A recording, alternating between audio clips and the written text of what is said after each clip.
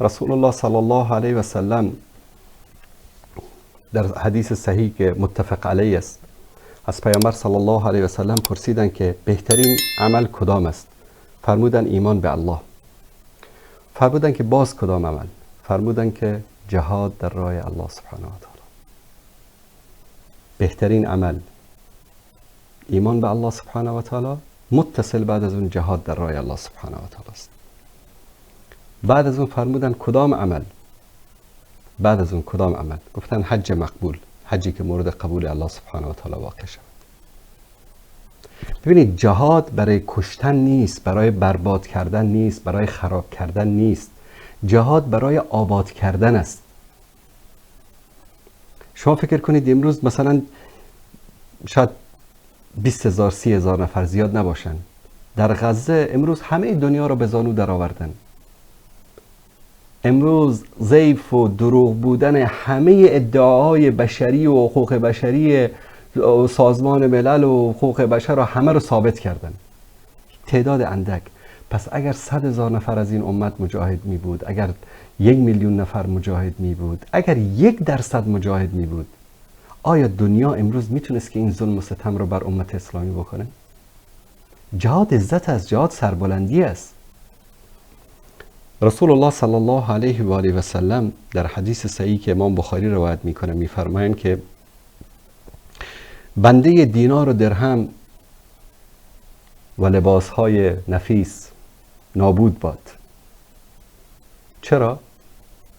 چون که همین درهم و دینار و آسایش و آرامش است که انسان رو از جهاد در راه الله سبحانه و تعالی باز می‌داره. میگن بنده درهم و دینار نابود باد. بعد از اون در ادامه حدیث حرف جالب میزنن، میگن خوشا به حال بنده‌ای که با سری ژولیده و پاهای غبارآلود عنان اسبش رو میگیره و در راه الله سبحانه و تعالی در خط اول جبهه گرد و خاک رو بر روی یحیی سنوار دیدید؟ این وصف پیامبر صلی الله علیه و سلم. خوشا به حال بنده‌ای که با موهای ژولیده و با پاهایی که پر از گرد و خاک است در راه الله سبحانه و تعالی جهاد میکنه. اگر در خط مقدم جبهه باشه وظیفه خودش رو انجام میده، اگر برای نگهبانی گماشته شوه وظیفه‌اش رو در پشت جبهه انجام میده. به هر وظیفه‌ای که گماشته بشه وظیفه‌اش رو انجام میده. میگه خوشا به حالش. وقتی پیامبر، وقتی الله و رسول میگه خوشا به حالش یعنی چی؟ یعنی جنتی است. در حدیث دیگری که در بخاری ذکر شده رسول الله صلی الله علیه و سلم فرمودند که من عملی رو به شما معرفی میکنم که با جهاد برابر باشد. کسی پرسید یا رسول الله عملی رو معرفی بکنید که با جهاد برابر باشد. رسول الله صلی الله علیه و سلم فرمودند که چنین عملی رو سراغ ندارم.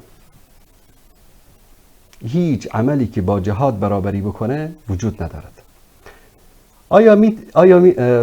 بعد از اون ادامه دادن که آیا تو میتوانی از زمانی که مجاهد برای جهاد بیرون میرود،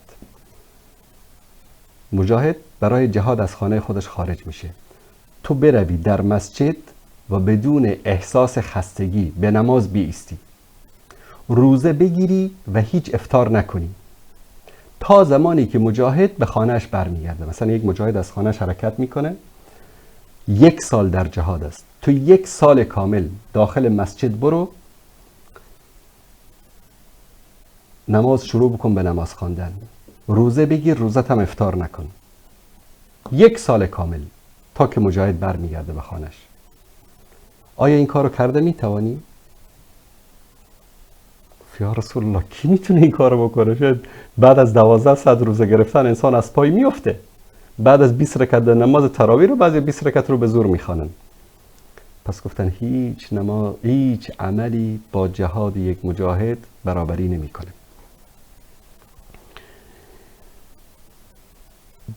در ادامه همین حدیث رسول الله صلی الله علیه و سلم حدیث دیگری است بعد از این حدیث که انس بن مالک روایت میکنه که رسول الله صلی الله علیه و سلم فرمودن که یک صبح و شامی در راه الله سبحانه و تعالی جهاد کردن از دنیا و آنچه که در دنیا وجود دارد در نزد الله سبحانه و تعالی بهتر است. یک صبح یا یک شب در راه الله جهاد کردن از آنچه که در دنیا و ما فیها باشه در نزد الله سبحانه و تعالی بهتر است. میگه به اندازه یک کمان، به اندازه یک کمان، حالا بگیم به اندازه یک تفنگ، در بهشت که به مجاهد داده میشه، از آنچه که خورشید بر آن طلوع و غروب میکند بهتر است. فکر کن همه دنیا رو، خوبی‌هاشو یک طرف بگذارید، به اندازه جای یک تیر، یک کمان یک مجاهد در بهشت از همه این دنیا و ما فیها بهتر است. خب این چیزا رو نمیگن به مردم، این چیزا رو بگن میگن والله فلانی تروریست است، ببین احادیث جهاد رو برای مردم بازگو میکنه. رسول الله صلی الله علیه و آله و سلم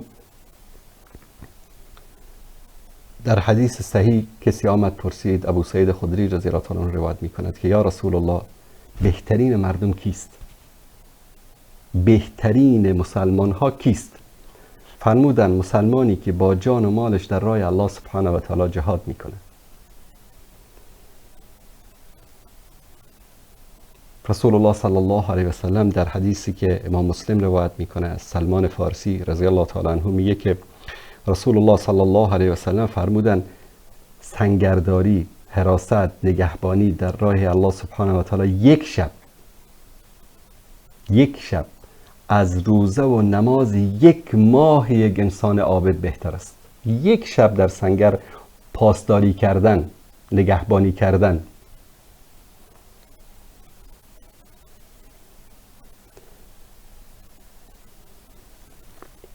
یک حدیث زیبای دیگری از رسول الله صلی الله علیه و آله و سلم خدمت شما عزیزان بیان می کنم که در یک حدیث زیبای رسول الله صلی الله علیه و سلم می فرمایند که شب 27 رمضان باشد، لیلة القدر. لیلة القدر خیر من 1000 شهر. شب قدر از 1000 ماه بهتر است.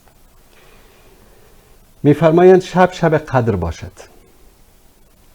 در بین رکن و حجر، یعنی در بین حجر الاسود و رکن یمانی، این قسمت کعبه جای مخصوص است، نه جای دعا است. اینجا در اینجا باشم، با آب زمزم هم وضو گرفته باشم. تصور کنید در حرم هستی، یک نمازت 100,000 نماز است. شب لیلة القدر است، یک شبش بهتر از 1000 ماه است.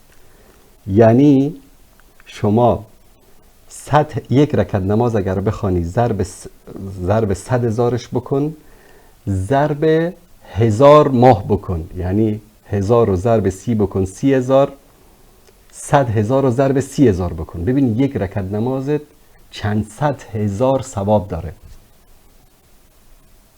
شب لیلة القدر است، ماه رمضان است، با آب زمزم وضو گرفتم، در بین رکن و حجر به نماز ایستادم. چه یک عظمتی است نه؟ پیامبر صلی الله علیه و سلم میگن از این بهتر این است که در سنگر باشم، آبی برای وضو نباشد، از ترس سر خود رو نتونم بلند، جنگ باشد، اثنای جنگ باشد، سر خودش رو نتونه بلند بکنه و نماز خوف بخوانه، این اجر و پاداشش بیشتر است. مجاهدی که در سنگر وجود داره.